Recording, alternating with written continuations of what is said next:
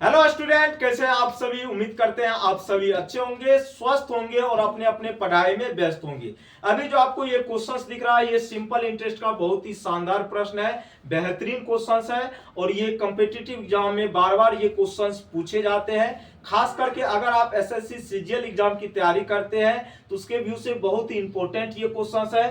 Questions दिखने में बहुत लंबा जरूर है, लेकिन यकीन मानिए इस क्वेश्चंस का सॉल्यूशन 2 लाइन में होने वाला है और कैसे सॉल्यूशन करेंगे इस क्वेश्चंस का हम आपको सिखाएंगे। लेकिन क्वेश्चंस को देख करके जब आप घबरा जाएंगे ना, तो क्वेश्चंस आपके ऊपर हावी हो जाना है।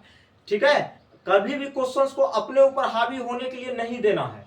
आप क्वेश्चंस के ऊपर हावी हो जाओ तो क्वेश्चंस नानी के घर हो जाएगा। ठीक है, अब इस क्वेश्चंस को हम लोग कैसे हल करेंगे। सबसे पहला काम जो मेरा होता है क्वेश्चंस को सही तरीके से पढ़ना, उसके बाद ही हम लोग क्वेश्चंस को हल करेंगे।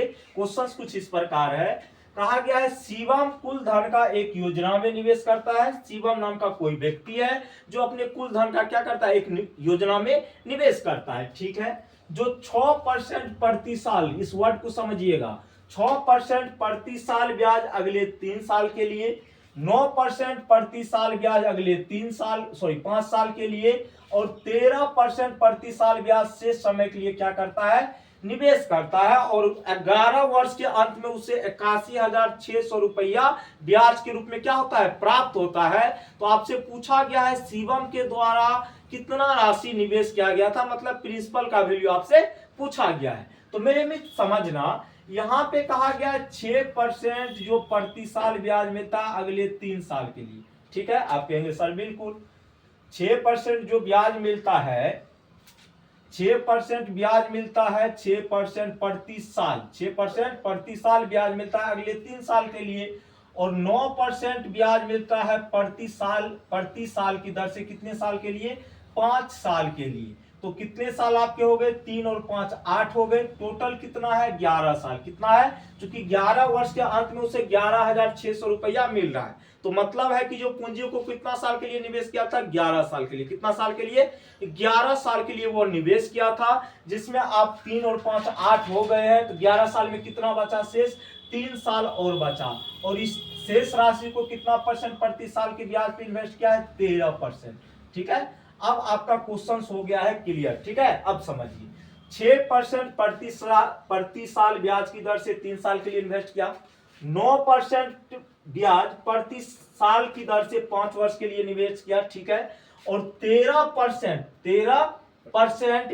प्रति साल की दर से 3 साल के लिए निवेश किया। ठीक है, चूंकि आप यहां पे 3 साल कैसे निकाले हो, 3 वर्ष के लिए 6% प्रति साल की दर से क्या क्या ब्याज दिया गया है। यहाँ पे जो है 9% ब्याज दिया गया प्रति साल की दर से 5 वर्ष के लिए। ठीक है, अब यहाँ पे 5 3 8 हो गया, तो शेष कितना वर्ष बचा होगा, 11 में से 3 बचा यहाँ पे, तब ना 5 3 8 3 कितना होगा, 11। ठीक है, अब देखो मेरे भी, चूंकि ये प्रति वर्ष ब्याज 6% दिया जाता है, कितने साल के लिए, 3 साल के लिए। तो अगर 1 साल में 6% तो 3 साल में कितना होगा, 18%। कितना परसेंट, कोई दिक्कत।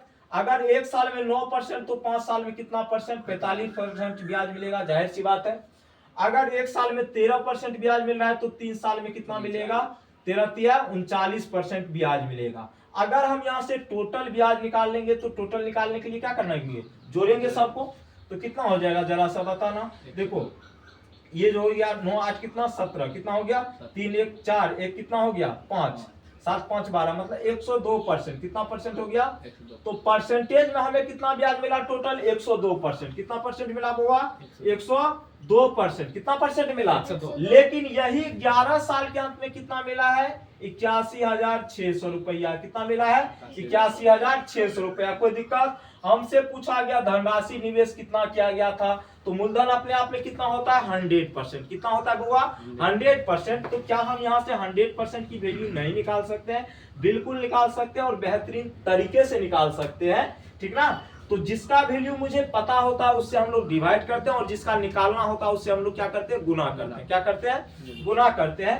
तो 81,600, ठीक है, किसका मुझे पता है 102 का, तो 102 से करेंगे डिवाइड, और किसका निकालना है 100 का, तो 100 से क्या करेंगे, गुना। कोई दिक्कत, 102 से ये 816, 8 बार में फिर भी 2 जीरो बच गया, तो 800 गुना कितना हो गया 100, कितना हो गया बउआ 100, और इस प्रकार ये कितना आएगा 80,000, कितना आएगा 80,000, जो कि ऑप्शन नंबर सी में दिया हुआ था। C for character is the right answer your questions. और एक चीज स्टूडेंट याद रखिएगा, ये क्वेश्चंस बहुत ही बेहतरीन क्वेश्चंस है, सिंपल इंटरेस्ट का क्वेश्चंस है, आपके एग्जाम में बार बार पूछे जाने वाला प्रश्न है। अब आप खुद समझदार है, पहले शादी करोगे कि पहले इस क्वेश्चंस को हल करोगे? क्वेश्चंस को सॉल्व कर लोगे तो शादी वाला जो होता है ना पहला पहलू सब अपने सॉल्व हो जाएगा, इसीलिए पहले इसको हल कर लो ना, काहे के लिए टेंशन लेते हो? शादियों तो और खुशहाल हो जाएगा। ठीक है, तो बाय बाय, टेक केयर, जय हिंद, जय भारत।